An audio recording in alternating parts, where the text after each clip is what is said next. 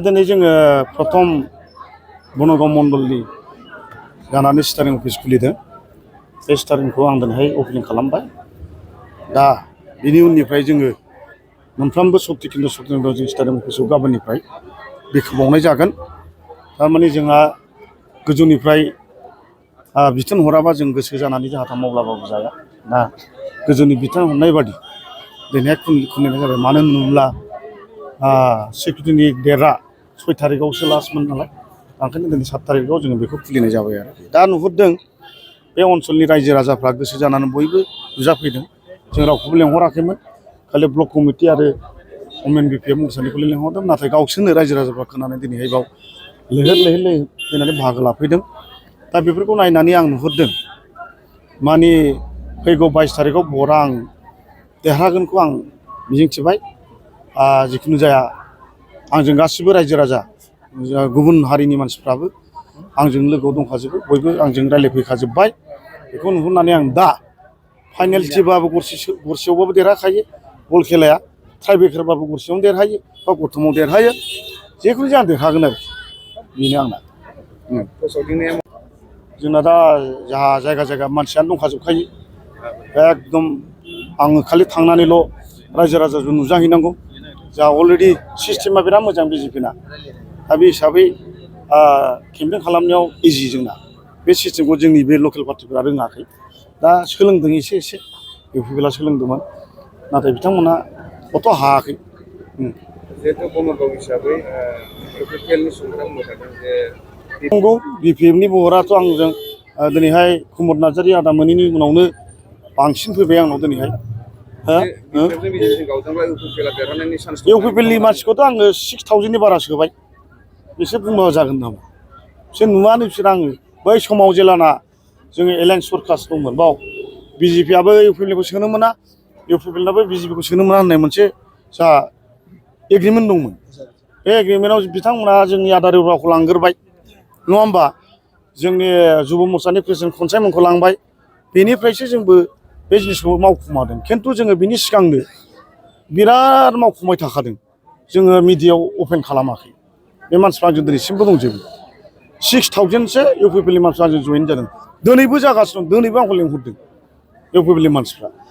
6000 जानो 1000 गाब्लाबोथ' 5000। आरो गोदोनो 2015आवनो बेयाव बिजेपिआ 10,500 भट मोनखादों। अलरेडि बे सिङाव दंखाजोबो। बिसोरखौनो ओरैबो दोरोराखै, मिथिबायना? दा आंजों बर' भटआ दिनै 35% दं आंजों दा। बे डिफारेन्सखौ मानो बुंबाय थाबावोब्रा? आं ओंखायनो गरसेबाबो देरहानाय, गरनैबाबो देरहानाय होनबाय आं फुटबलाव। डिफारेन्स बुंनानै मा जानो? बेखौ रायजो राजायासो बुंगोन। नंगौना नङा? फाइनालनि सिगांथ' बुंनो हायाना, नंगौना नङा?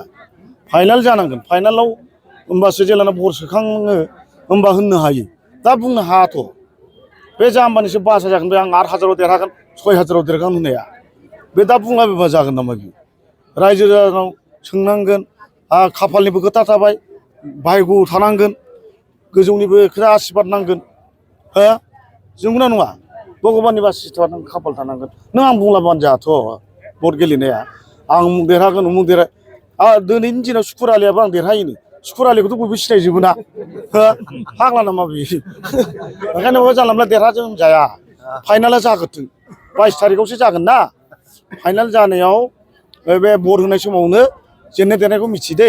नोंसोरथ' बिराद एक्सपार्ट ना, मिडिया मानसिफोरखा। नंगौना नङा? नोंसोरनो बुंगोन नों देरहासिगोनलै सार होनगोन नोंसोरनो। होमबा आं देरहाबाय।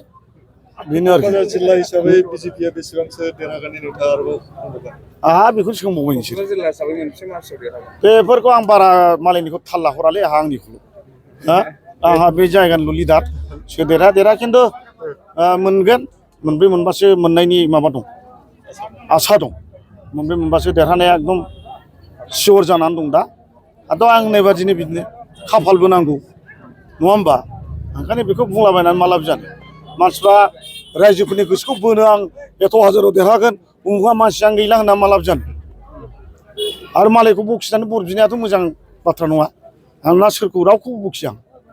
आंहा आंनि जा बुंनांगौ रायजोनि बे खोथाखौल' आं बुङो बे राजो बांगालखौ सोरबा बखिबाबो आंहा बखिफिननाय नङा खिन्थु बांद्राय बखियोब्ला आंबो बखिफिननांगोन ना दा जोंहाथ' बिदि जालायाखै दिनैहाय दावराव दावसि गैला जों बिराद मोजाङै दा बयबो खाथि खाथि जों अफिस खुलिलायनो हाबाय नङाब्ला गोदोनि दिनाव अफिस खाथि खाथि बुलाय सोलाय जायोमोन दा बे जिनिसा गैला नंगौना नङा दा ओंखायनो दा आं मोनसे खोथाखौ नोंसिनि एनालाइसिस खालामो जोंनि बर'आ जोंनि बनरगाव समस्थिया गुबुन हारि आरो बर'जों बहुतानो समान समान होमब्ला 29,000 भट थागोन बर'आ कास्टिं जागोन 80% जाबानो 22,000-24,000ल'सो भट जायो बेखौ साबा नों बर' केन्डिडेटआ रानजोबो मा भट गोलैनांगौ जायो सोरबा खम मोनगोन सोरबा बारा मोनगोन दिनैनि दिनावथ' नों गुबुन हारिया रावनोबो भट होआ मोनगोन सोरबा फालबा सोरबा 10% मोनगोन सोरबा 15% मोनगोन बे उनाव गासिबो बे बिजेपिआव गोलैजोबगोन बेयावनो सैथो नोंसोरबो सिङाव मिथिखायो बेखौ